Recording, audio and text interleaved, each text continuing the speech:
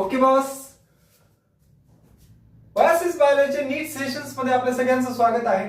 Previous lectures मध्ये आपण photosynthesis साठी लागणाऱ्या सगळ्या कंपोनेंट्स बद्दल इन्फॉर्मेशन घेतलेली होती. आजच्या लेक्चर मध्ये आपण फोटोसिंथेसिसच्या प्रोसेसेस स्टडी करणार आहोत. तर चला चालू करूया. फोटोसिंथेसिस हे दोन स्टेप्स मध्ये होतं. Photosynthesis is divided into two different steps. One is called as light reaction and another is the dark reaction. आता लाईट आणि डार्क हे नाव ऐकल्यानंतर आपल्याला काय वाटतं की लाईट म्हणल्यानंतर लाईटच्या प्रेझेन्स मध्ये होणारी रिएक्शन असेल आणि डार्क म्हणल्यानंतर जी रिएक्शन लाईटच्या ॲब्सेन्स मध्ये होईल किंवा डार्क रिजन मध्ये होईल. लाईट रिएक्शन, तर लाईट रिएक्शनला दुसरं नाव आहे हिल रिएक्शन. आता हिल म्हणल्यानंतर आपल्याला एक असा डोंगर वगैरे आढळतो, पण ऍक्च्युअली लाईट रिएक्शनची डिस्कवरी हिल या सायंटिस्टने केलेली होती, त्यामुळे याला हिल रिएक्शन म्हणतात. आता या लाईट रिएक्शन मध्ये नावातच आपल्याला कळतं की लाईट म्हणजे लाईटच्या प्रेझेन्स मध्ये होणारी. लाईट एक मेजर सोर्स आहे, ज्या सोर्सच्या प्रेझेन्स मध्ये ही रिएक्शन घडते. म्हणजेच आपण डायरेक्ट लाईटला युटिलाइज करतो. आपण म्हणजे प्लांट्स डायरेक्ट लाईटचं युटिलायझेशन करतात आणि ही रिएक्शन घडते. लाईट रिएक्शन काय आहे ते पुढे जाऊन आपण एक्सप्लोर करणार आहोत. फक्त सध्या एक इंट्रोडक्टरी पार्ट आहे ज्यामध्ये आपल्याला समजतं की लाईट रिएक्शन मध्ये कोणत्या स्टेप्स घडतात. तर लाईट रिएक्शन ही डायरेक्ट लाईटला युटिलाइज करतात.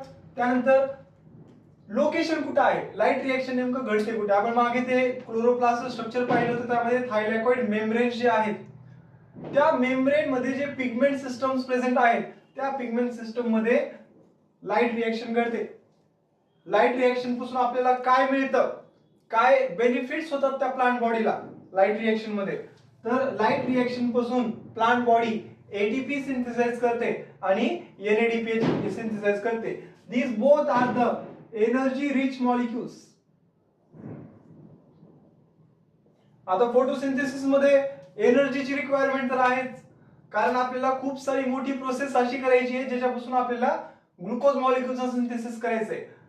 मान्य आहे की लाईट पासून आपल्याला एनर्जी मिळत आहे, पण प्रोसेसेस घडवण्यासाठी काही केमिकल एनर्जी रिच मॉलिक्युल्सची आवश्यकता असते आणि ते मॉलिक्युल्स लाईट रिएक्शन मध्ये सिंथेसाइज केले जातात. That is ATP and NADPH two. या लाईट रिएक्शन मध्ये काही फोटो सिस्टम्स रिक्वायर्ड आहेत. फोटो सिस्टम्स म्हणजे रिएक्शन सेंटर्स. दोन प्रकारचे फोटो सिस्टम्स असतात, photosystem 1, photosystem 2. Light रिएक्शनचे दोन प्रकार पडतात, त्यामध्ये सायक्लिक नॉन सायक्लिक येतात. त्यावेळेस आपण शिकूयात की हे दोन फोटो सिस्टम्स कशा पद्धतीने व्हॅरी करतात. सध्या लक्षात ठेवा की लाईट रिएक्शन साठी फोटो सिस्टम फर्स्ट आणि फोटो सिस्टम सेकंड दोन्ही गरजेचे आहेत. त्यानंतर आपण हे जे लाईट रिएक्शन बघायलो जे थायलॅकॉइड मेम्ब्रेन मध्ये होणार आहे, ज्या पद्धतीने माइटोकॉन्ड्रिया शिकताना आपल्याला हे समजतं की खूप सारे एन्झाइम कॉम्प्लेक्सेस मधून एक इलेक्ट्रॉन फ्लो होतो, त्याच पद्धतीने जे पिगमेंट सिस्टम्स थायलॅकॉइड मेम्ब्रेन वरती प्रेझेंट आहेत त्या मेम्ब्रेन वरती एक इलेक्ट्रॉन फ्लो होतो आणि त्या इलेक्ट्रॉन फ्लोचा आउटपुट म्हणून आपल्याला एटीपी आणि एनएडीपीएच तिथे मिळतात. तर ही एक लाईट रिएक्शन आहे. लाईट रिएक्शन करतात का प्लांट्स, कारण लाईट रिएक्शन पासून प्लांट्सला बेनिफिट काय होतं, एटीपी आणि एनएडीपीएच. आणि या एटीपी आणि एनएडीपीएच चा वापर कशासाठी केला जातो, तर प्लांट बॉडी त्या एनर्जीचा वापर कशासाठी करत असते, तर for the performance of dark reaction. काय म्हणजे त्यांनी स्वतः प्री प्लॅन केलेल्या गोष्टी आहेत. प्लांटने लाईट एनर्जी घेतली, त्या लाईटच्या एनर्जीचा वापर करून एटीपी आणि एनएडीपीएच तयार केला. आता या एटीपी आणि एनएडीपीएच चा वापर ते काय करतात, CO2 च्या फिक्सेशन साठी करतात. जे CO2 प्लांट्स युटिलाइज करत आहेत ऍटमॉस्फिअर मधून, त्या CO2 चं युटिलायझेशन केलं जातं, त्याच्यापासून ग्लुकोज तयार केला जातो. पण हे प्रोसेस करण्यासाठी एटीपी गरजेचे आहेत, एनर्जी गरजेची आहे. मग ती एनर्जी त्यांना कशापासून मिळाली आहे, लाईट रिएक्शन पासून, आणि त्या एनर्जीचा वापर करून डार्क रिएक्शन करत आहेत. यानेच तुम्हाला समजलं असेल डार्क रिएक्शन म्हणजे काय, तर फिक्सेशन ऑफ CO2. CO2 चं कन्व्हर्जन ग्लुकोज मध्ये करणाऱ्या प्रोसेसला डार्क रिएक्शन म्हणतात. थोडासा इंट्रोडक्टरी पार्ट आपण डार्क रिएक्शनचा आपण घेऊया.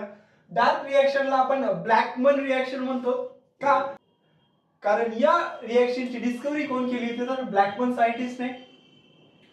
यामध्ये डायरेक्ट लाईटचा वापर केला जात नाही, म्हणजे लाईट असेल किंवा नसेल CO2 चं फिक्सेशन होऊ शकतं. म्हणजे it is not an essential requirement by the plant or the dark reaction. Dark reaction साठी तेवढी इसेन्शियल नाहीये, बट इनडायरेक्ट लाईटचा यूज केला जातो. इनडायरेक्ट म्हणजे काय? लाईट रिएक्शन पासून जे लाईटचा वापर करून जी एनर्जी सिंथेसाइज केलेली आहे त्याच एनर्जीचा वापर इनडायरेक्टली डार्क रिएक्शन साठी केला जातो. त्यानंतर लोकेशन कुठे आहे? डार्क रिएक्शन घडते कुठे? ग्लुकोजचं फॉर्मेशन नेमकं होतं कुठे? तर जेव्हा आपण क्लोरोप्लास्ट स्टडी केला होता त्यावेळेस जे स्ट्रोमा आपण पाहिला होता त्या स्ट्रोमा मध्ये काय केलं जातं? डार्क रिएक्शन परफॉर्म केली जाते. आता या डार्क रिएक्शन साठी सगळ्यात इम्पॉर्टंट असणारी एक एन्झाईम आहे. त्या एन्झाईमचं नाव आहे रुबिस्को. काय छान नाव आहे बघा, रुबिस्को एन्झाईम.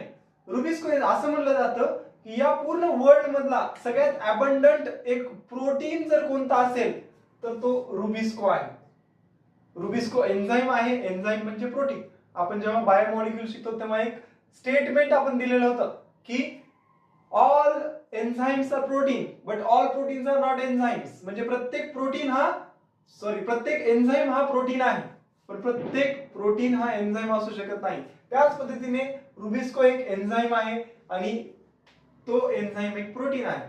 म्हणजे या नेचर मध्ये सगळ्यात अबंडन्स मध्ये प्रेझेंट असणारा एक स्पेसिफिक प्रोटीन कोणता असेल तर तो रुबिस्को. आणि जेव्हा आपण फोटो रेस्पिरेशन पुढे जाऊन शिकू त्यावेळेस आपल्याला समजेल की एक पेप्केज नावाची एन्झाईम आपल्याला किती इम्पॉर्टंट ठरते. तर रुबिस्को आणि पेप्केज एन्झाईम याचा वापर करून डार्क रिएक्शन घडवली जाते. त्यानंतर CO2 is converted into carbohydrate. त्यालाच आपण CO2 फिक्सेशन म्हणतो. It is a dark reaction.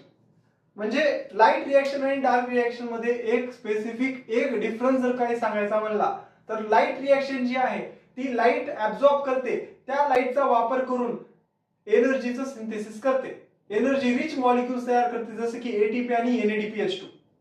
आणि त्या इनडायरेक्ट एनर्जीचा वापर डार्क रिएक्शन साठी केला जातो ज्यामध्ये CO2 चं फिक्सेशन केलं जातं.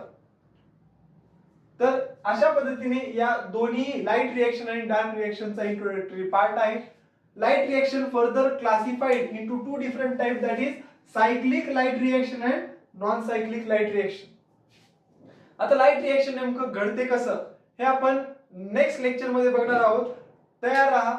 मी उद्या पूर्ण लाईट रिएक्शन त्यामध्ये सायक्लिक प्लस नॉन सायक्लिक या दोन्ही रिएक्शन्स तुम्हाला प्रॉपरली समजून सांगणार आहे.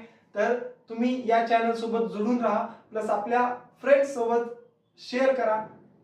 थँक्यू.